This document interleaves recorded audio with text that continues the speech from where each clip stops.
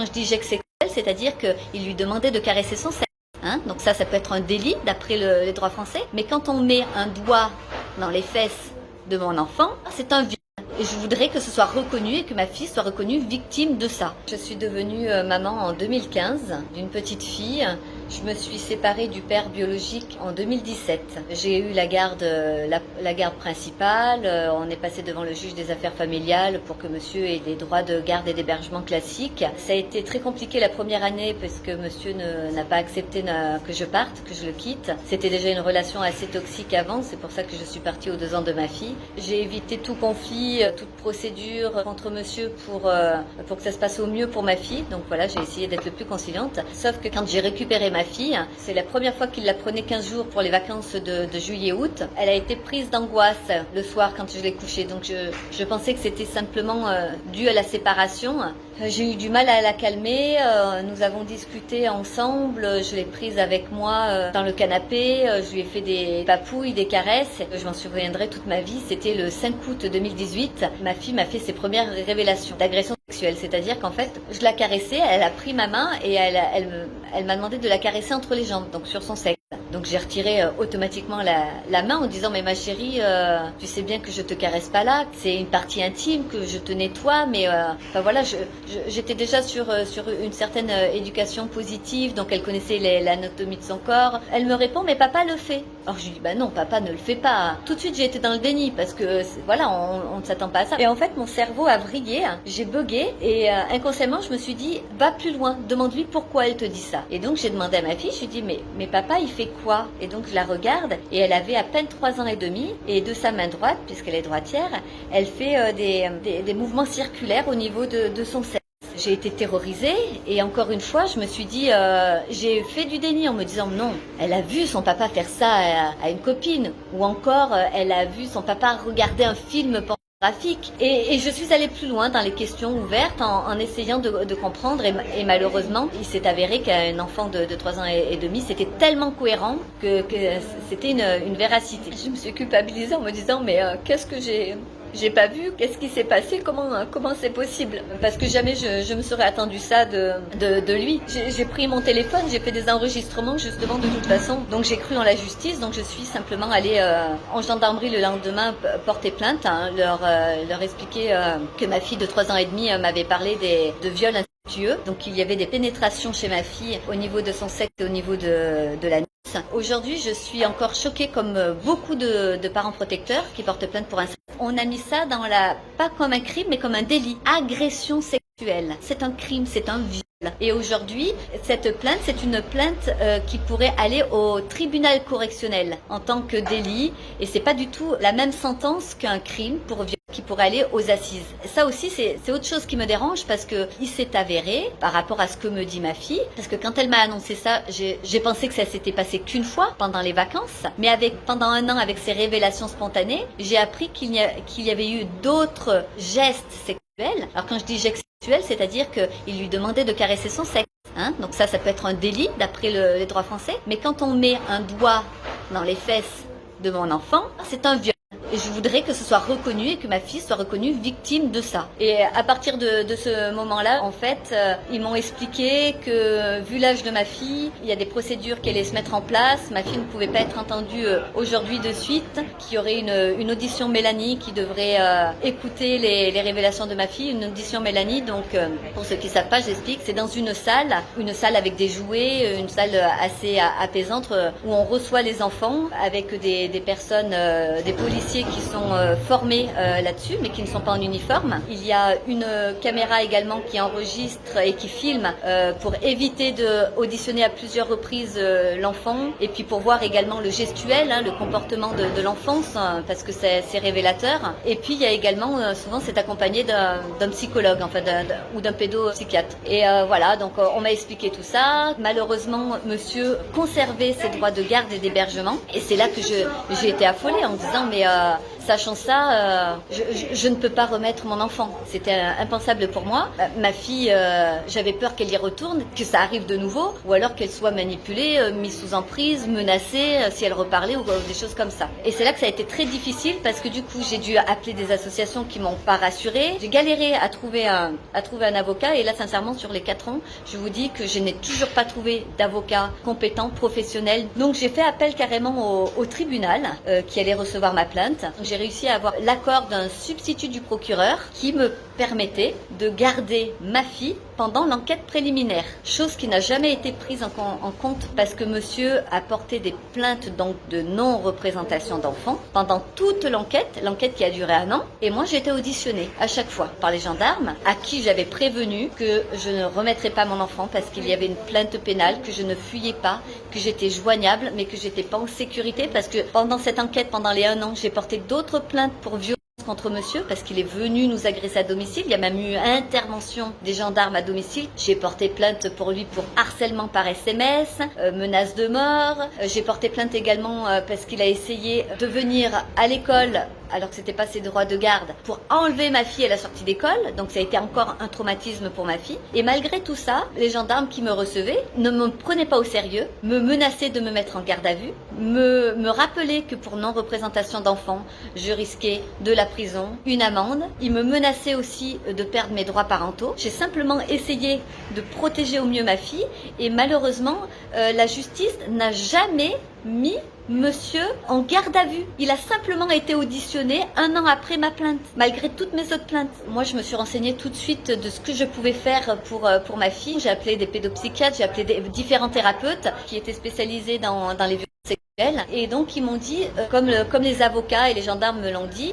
surtout ne pas faire voir votre fille avant l'audition, parce que sinon les mots vont être faussés, parce qu'elle aura déjà parlé, parce qu'elle aura entendu, donc il faut que ce soit spontané. L'enquête a été tellement longue pendant 1 an. Moi, je me retrouvais avec une fille qui avait des traumatismes et j'étais impuissante. Je pense qu'un thérapeute est à même de guérir ses blessures et c'est ça qui m'énerve aujourd'hui parce que ça fait 4 ans que je suis dans ce combat, que ça dure et donc ma fille ne peut pas, alors on n'oublie jamais, mais vous voyez ce que je veux dire, elle ne peut pas tourner la page et se reconstruire là-dessus. Elle est toujours dans cette crainte à vivre, à se rappeler ça. Je suis maman, mais il n'y a pas besoin d'être spécialiste. Je voyais le désarroi, l'appel en détresse de mon enfant. Aujourd'hui, ma fille a 7 ans. Elle n'a jamais revu son père depuis le 5 août 2018. Ça fait 4 ans qu'elle ne l'a pas vu et que je me bats pour ça. Les gendarmes ne nous croient pas, les avocats ne nous croient pas, les magistrats ne nous croient pas.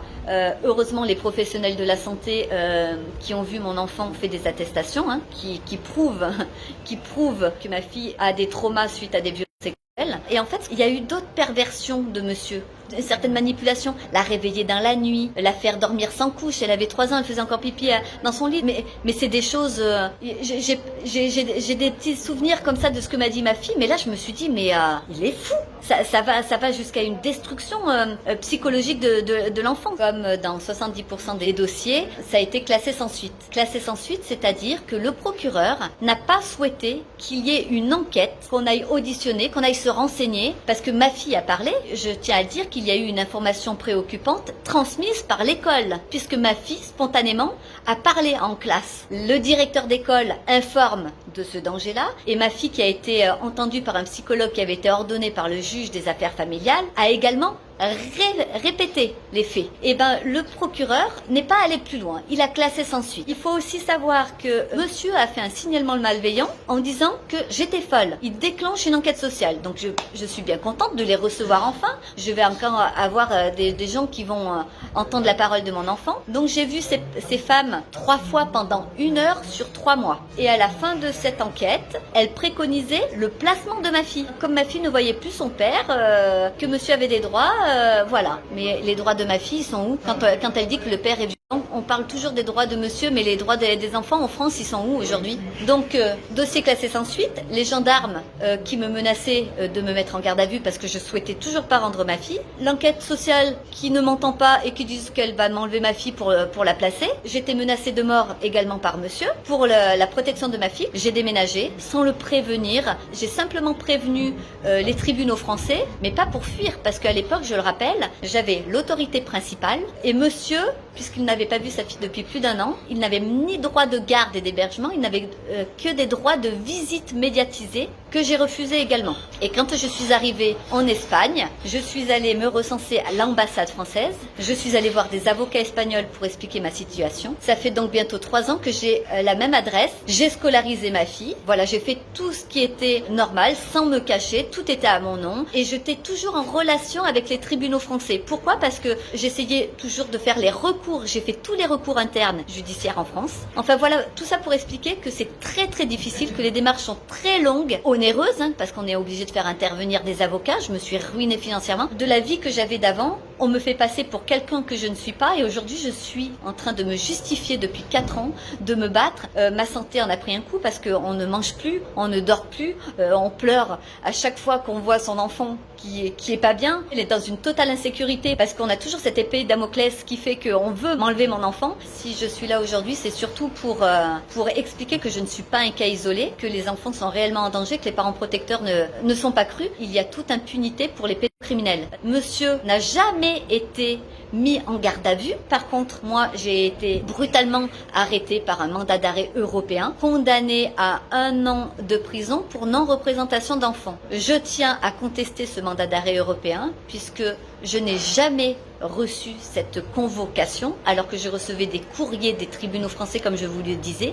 Donc la convocation n'a pas été faite par voie légale et cette condamnation ne m'a jamais été non plus notifiée. Quand Interpol est arrivé à la maison en m'informant de ça, j'ai paniqué tout de suite en me disant mais qu'est-ce qui se passe? J'y suis allée en ayant confiance en la justice française, en leur expliquant qu'il y a eu une erreur. Je tiens à signaler que justement cette condamnation de 1 an pour non-représentation d'enfants, aujourd'hui j'ai été relaxée puisque justement elle n'était pas valable. Et on m'a mis en prison le temps qu'on puisse m'extrader. J'ai fait 2 mois de prison en Espagne où j'ai contesté, j'ai refusé l'extradition. Le procureur me faisait du chantage. Si je ramenais ma fille, je ne ferai pas de prison. J'ai refusé de ramener ma fille parce que j'estime que je suis en train de prouver qu'il y a un réel danger pour elle et que c'est à prendre en compte. Donc j'ai été extradée dans des conditions horribles. Pendant 4 jours, je n'ai ni pu appeler d'avocat ni ma famille. Je suis arrivée à Fleury-Mérogis. Je n'ai rien compris de ce qui m'arrivait. Les menottes, la laisse. Mon papa et mon mari aujourd'hui, ils m'ont vu sortir de la fourgonnette dans cet état. J'ai essayé d'être la plus digne possible pour leur dire vous inquiétez pas. Tout va bien, je suis forte, je vais y arriver. Je suis arrivée devant la juge d'instruction qui n'a fait que de me menacer pendant 4 heures d'interrogatoire où j'étais seule en me disant que si je ne ramenais pas ma fille, j'allais aller en prison. Si je continuais à dire, à croire ma fille et à pas reconnaître que je mentais, elle mettrait ma maman en garde à vue. Ma maman qui a 65 ans aujourd'hui, qui garde ma fille tant bien que mal en Espagne pour la protéger, pour pouvoir récupérer ma fille. Et le soir même, elle m'a mis en prison en me menaçant, en m'intimidant, en me disant que de toute façon c'était un mandat de dépôt de 4 mois, mais qu'elle pourrait le prolonger autant qu'elle le voudrait. Donc j'ai fait 6 mois de détention provisoire avant de pouvoir me défendre à un procès qui a eu lieu en février 2022, qui m'a condamnée à 24 mois d'emprisonnement. Pas pour non-représentation d'enfants cette fois-ci, mais pour soustraction d'enfants hors France, alors que j'ai expliqué mon état de nécessité et pourquoi j'étais partie avec ma fille, que c'était pour la protéger. Comme j'ai déjà fait 6 mois de prison ferme, aujourd'hui il me reste 18 mois de sursis probatoire avec des obligations à respecter jusqu'en avril 2025. Par rapport au père biologique de ma fille, je n'ai jamais reçu de lettre de son avocat pour ma fille, avec des mots bienveillants, de cadeaux qu'il aurait pu envoyer pour ma fille, d'essayer un arrangement à l'amiable, bien que je n'en veux pas, parce que un mari violent, on sait que c'est pas un bon père. Mais voilà, je ne sais pas du tout ce qui se trame. Les dernières fois que je savais ce qu'il faisait, c'était par les réseaux sociaux. C'était pas un papa déprimé que je voyais, c'était quelqu'un qui était dans toutes les soirées. Il est même allé jusqu'à Ibiza, pendant que moi j'étais incarcérée en Espagne, et que il aurait pu récupérer sa fille, qui était sans moi. Je sais qu'aujourd'hui, lui, il doit faire le coq, parce que quand même, c'est moi qui suis condamnée, et je dois quand même 31 000 € à monsieur. Comment ça se fait qu'une maman qui a un casier judiciaire vierge, qui n'est pas violente, qui cherche à protéger son enfant fait de la prison alors qu'il y a d'autres possibilités. Aujourd'hui, je n'ai pas vu ma fille depuis le 1er juin 2021. On m'interdit de rentrer chez moi en Espagne où vit ma fille, tout simplement parce que je suis condamnée à 24 mois d'emprisonnement avec un magistrat qui refuse de me faire quitter le pays. Ma fille est en désarroi complet, elle est affolée, elle est inquiète parce qu'elle ne sait pas si elle va me revoir, elle ne sait pas si elle va être enlevée par la France. Aujourd'hui, elle est protégée par l'Espagne, donc chez sa grand-mère, mais c'est pas le rôle de sa mamie. Puis ma maman est paniquée aussi parce qu'elle est menacée de prison pour complicité d'enlèvement d'enfants, alors que ma maman est juste là parce que quand on m'a enlevée d'Espagne, ma fille était seule. J'ai fait tous les recours internes auprès de la justice française. Je suis en attente d'une audience, d'une décision impartiale, juste. Je suis là aujourd'hui en tant que présidente d'association pour informer, pour dénoncer, pour donner du courage à tous les parents protecteurs qui, comme moi, sont désenfantés de leurs enfants, pour dire aux enfants, à tous les enfants, à ma fille, on va tout faire pour que ça change. Je pense qu'il y a un gros problème avec le système français. Pour moi, c'est une institution qui est criminelle. Et ce n'est pas que en France, hein. On est beaucoup à se mobiliser et on va aller à la Cour européenne des droits de l'homme s'il le faut, auprès des organismes internationaux s'il le faut, mais on n'en restera pas là.